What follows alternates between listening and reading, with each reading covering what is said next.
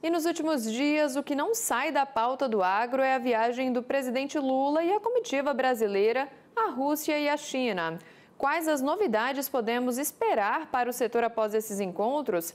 É isso que a gente analisa agora ao vivo com o coordenador do curso de Relações Internacionais da Universidade Católica de Brasília e nosso colunista aqui no canal, Gustavo Menon, que já está aqui ao vivo com a gente. Gustavo, bom dia, bem-vindo. Bom dia, Carol. Bom dia a todos os nossos telespectadores. Sempre um prazer falar com os ouvintes do AgroMais. O que a gente pode esperar aí do presidente com esses encontros, né?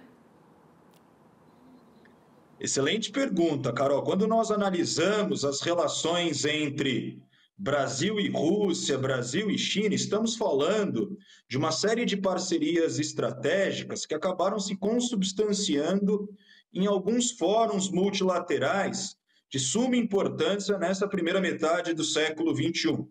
A título de referência, quando nós olhamos, por exemplo, para as relações sino-brasileiras, estamos falando do nosso maior parceiro sócio-comercial, maior destino das exportações brasileiras.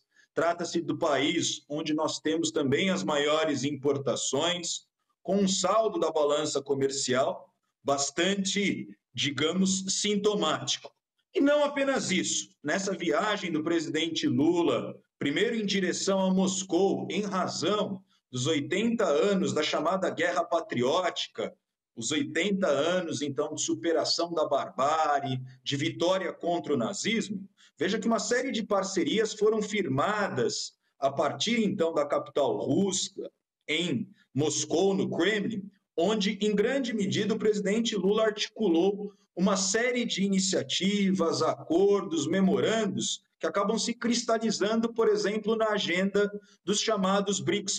Agora, a partir dessa semana, a visita em direção a Pequim, onde Lula deve se reunir com Xi Jinping e também firmar uma série de alianças, uma série de parcerias, já que no ano passado nós estávamos falando, por exemplo, de 50 anos das relações diplomáticas entre Brasil e China. Isso acabou também avançando, desafogando nas pautas que acabaram se traduzindo na agenda brasileira à frente da presidência do G20, e agora não será diferente, Carol. O Brasil atuando com uma política externa, retomando iniciativas de cooperação Sul-Sul, e não só nos marcos dos BRICS+, como que o Brasil está na liderança dessa grande reunião de cúpula que acontecerá em julho na cidade do Rio de Janeiro, mas visando também outras agendas. Agendas como o combate às desigualdades, o combate à fome, às violências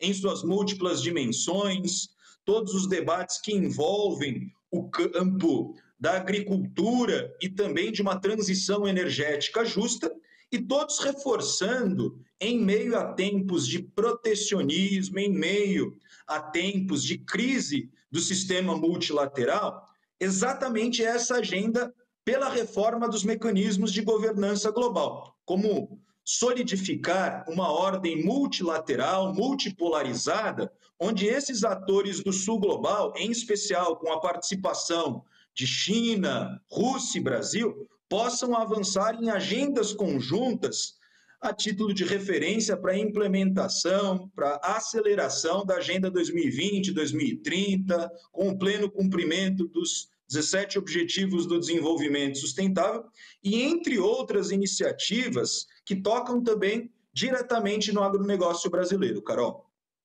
E sobre as negociações entre o Brasil e a China, o que a gente pode esperar em relação à exportação, por exemplo? Veja, a China vem se traduzindo já aqui nos primeiros anos, nas primeiras décadas do século XXI, como o nosso maior parceiro comercial. De novo, estamos falando de um crescimento chinês exponencial nos últimos anos, nas últimas décadas, algo que também se consubstanciou no chamado projeto da nova Rota da Seda, uma série de investimentos, uma série de concessões que foram feitas a partir, então, de créditos subsidiados, não só no Banco dos BRICS+, o novo Banco do Desenvolvimento, mas também uma série de articulações que foram feitas exatamente a partir da atuação de Pequim, da política externa chinesa, avançando com o comércio em diversas regiões, inclusive na América Latina, Carol. Há toda uma expectativa para essa visita da missão, da delegação brasileira junto ao país asiático,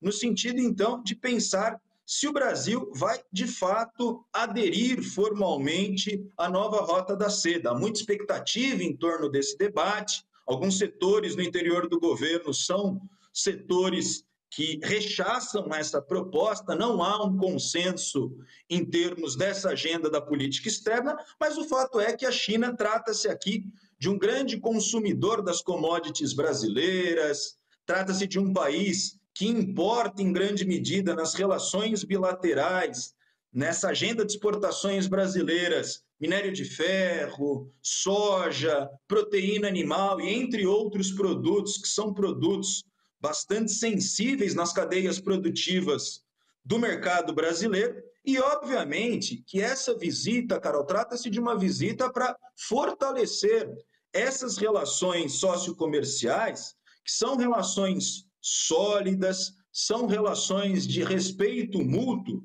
e que cada vez mais torna Brasil e a realidade chinesa realidades que tentam buscar certas complementariedades. Precisamos avançar em termos de se pensar cidades inteligentes, pensar também em debates que possam oferecer alternativas à dolarização da economia mundial. E, claro, como que o Brasil pode se fazer valer, em meio a essa crise do multilateralismo, de outros atores que podem financiar projetos de infraestrutura, projetos concatenados com o debate de soberania energética e também no complexo da saúde, algo que os chineses podem, então, ofertar tecnologias de ponta nessa corrida tecnológica da primeira metade do século XXI, explicitando, então, como que essas novas tecnologias são tecnologias tão importantes, tão relevantes, em meio aqui a essa conjuntura, Carol, que é uma conjuntura de diferentes crises. Ouso dizer que trata-se de um período de cruzamento de crises com conflagrações, com disputas que se espalham por todo o planeta, a começar com a guerra na Eurásia, os conflitos que se dilatam pelo Oriente Médio e especialmente nas tensões comerciais, na chamada guerra comercial entre China e Estados Unidos. Como que o Brasil tenta, de certa forma, diversificar suas alianças e tenta, sobretudo, diversificar suas relações sociocomerciais para o alavancamento de sua economia. Pois é, Gustavo, e agora falando um pouquinho agora sobre o último assunto aí, né, mais comentado nos últimos dias em relação ao Papa Leão XIV, né? Quais avanços que podem surgir com o papado na Igreja Católica relacionados aí a questões meio ambiente, né? O que a gente pode trazer para o agro? O que a gente pode destacar? No fundo, há toda uma expectativa em relação a uma continuidade do papado de Francisco, como que o Papa Leão XIV já sinalizou nos seus primeiros atos, exatamente não só para uma continuidade, mas para essa pretensão de uma igreja reformada, uma igreja aberta ao diálogo e uma igreja que possa continuar convergindo com essa agenda dos mais vulnerabilizados, população imigrante, mais do que isso, Carol, como a toda uma orientação em termos de se pensar todos os debates, desde o Concílio do Vaticano II, essa igreja muito antenada também com os debates do nosso tempo sobre as novas tecnologias e a importância do meio ambiente. Como que o Papa Francisco nos legou esse papado direcionado não só a esses desassistidos, a esses setores historicamente vulnerabilizados, e como que Leão XIV tenta, de certa forma, herdar todo esse debate, todo o pontificado de Francisco, onde há expectativas exatamente para a implementação de diferentes agendas reformadas, mas a partir, então, de um debate muito vinculado à promoção da paz. Quero destacar como que a paz, ela torna-se necessária em meio a esse planeta marcado por diferentes disputas, um mundo conflagrado, e já nos seus primeiros atos, Leão XIV sinalizou para a necessidade da paz, não só em Gaza, mas como que nós, em meio a esses tempos, então, de diferentes conflitos, precisamos alavancar uma agenda planetária em prol da paz para avançar em diferentes perspectivas, em diferentes objetivos que são tão caros e tão candentes nessa primeira metade do século XXI. É aguardar, Carol, os próximos passos do novo pontífice, como que Leão XIV tem uma série de desafios para não só implementar nessa tentativa de oxigenar a Igreja Católica frente a um período de bastantes desafios, como que